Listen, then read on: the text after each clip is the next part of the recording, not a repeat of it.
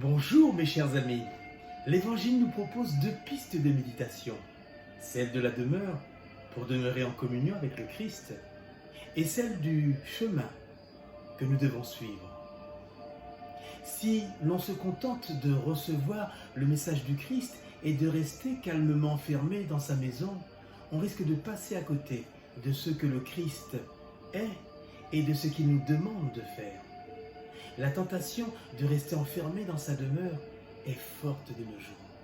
Jésus lui-même est désormais la maison du Père, et quiconque est uni à Jésus par la foi devient aussi un lieu où le Père, le Fils et l'Esprit font leur demeure.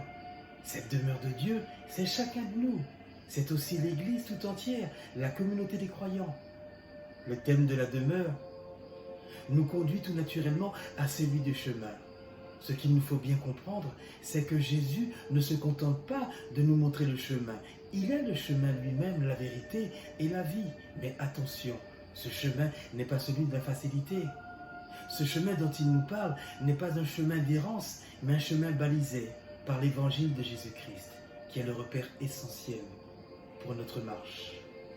Car c'est lui seul qui est capable de nous sortir de toutes nos impasses, de tous nos tourments. Et bien-aimés du Seigneur, par ailleurs, évitons le piège de nous complaire dans des honneurs, la facilité, l'orgueil. Nous avons une mission urgente qui est d'annoncer les merveilles de celui qui nous a fait passer des ténèbres à son admirable lumière. La parole de Dieu doit être annoncée à temps et à contre-temps, en priorité pour les petits, les pauvres, les exclus. À travers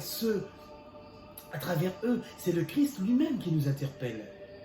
Nous sommes des pierres vivantes, appelées à construire le corps du Christ. Quelle Église, toujours en mouvement et pèlerine sur la terre. Frères et sœurs en Christ, l'Église dont il est question n'est pas de pierre et de bois, mais c'est une fraternité, une communauté de cœur, construite par le souffle de l'Esprit Saint. Et nous sommes la race choisie, le sacerdoce royal, la nation sainte, le peuple qui appartient à Dieu. Mais rien ne doit troubler l'espérance des chrétiens. Le Christ est bien présent au milieu d'eux et il est là au cœur des épreuves que nous connaissons actuellement. C'est lui seul qui peut nous donner la plénitude de la vérité. Ses paroles sont celles de la vie éternelle et en dehors de lui, nous allons à notre perte. Personne ne peut aller vers le Père sans passer par lui. C'est lui qui nous révèle le vrai visage de Dieu. Notre vie est un combat de tous les instants contre les forces des ténèbres qui cherchent à nous entraîner vers des chemins de perdition. Course à l'argent, violence, haine, rancune, tout cela nous détourne du vrai but de notre vie. Et en ce jour, cela vaut la peine de nous interroger. Est-ce que Jésus est vraiment notre chemin, notre vérité et notre vie? Est-ce vraiment lui que nous suivons? Demandons au Seigneur de nous ouvrir les yeux afin qu'en regardant vers le ciel, nous redécouvrions le vrai sens de notre vie.